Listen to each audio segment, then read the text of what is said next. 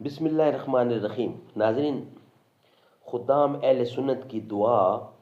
Writer ہیں اس کے دعا کے حضرت مولانا قاضی مظہر حسین صاحب۔ خدام اہل سنت کی دعا جو لکھی گئی ہے 2 محرم 1393 ہجری کو، یعنی 6 فروری 1973 کو یہ نظم لکھی گئی ہے۔ یہ دعا حضرت مولانا قاضی مظہر حسین صاحب نے لکھی ہے، وہ ہم آپ کے سامنے پیش کر رہے ہیں۔ خدایا اہل سنت کو جہاں میں کامرانی دے، خدایا اہل سنت کو جہاں میں کامرانی دے،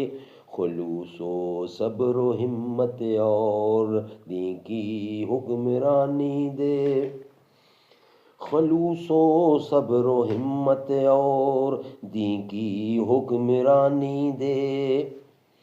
تیرے قرآن کی عظمت سے پھر سینوں کو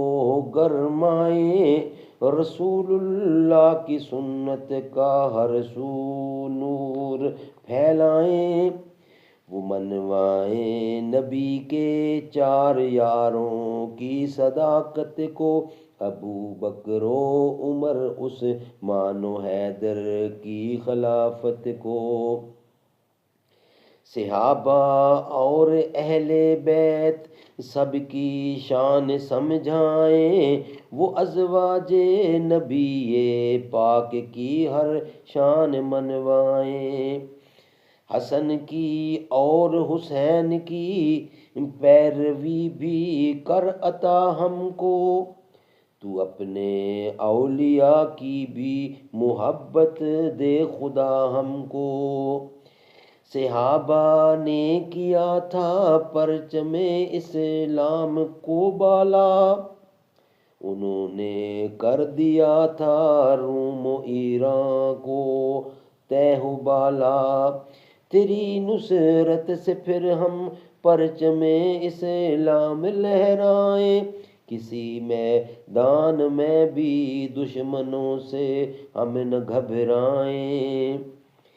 تیرے کن کے اشارے سے ہو پاکستان کو حاصل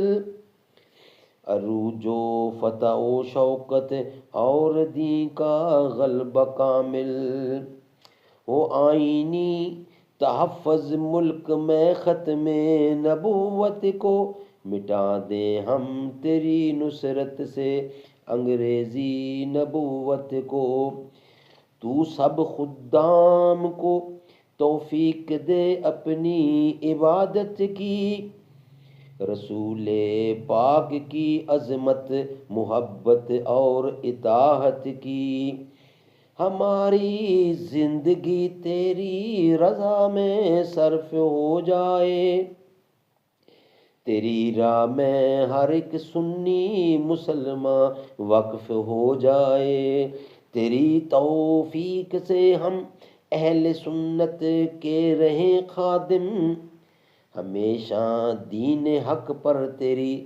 رحمت سے رہیں قائم، نہیں مایوس تیری رحمت سے مظہر ناداں،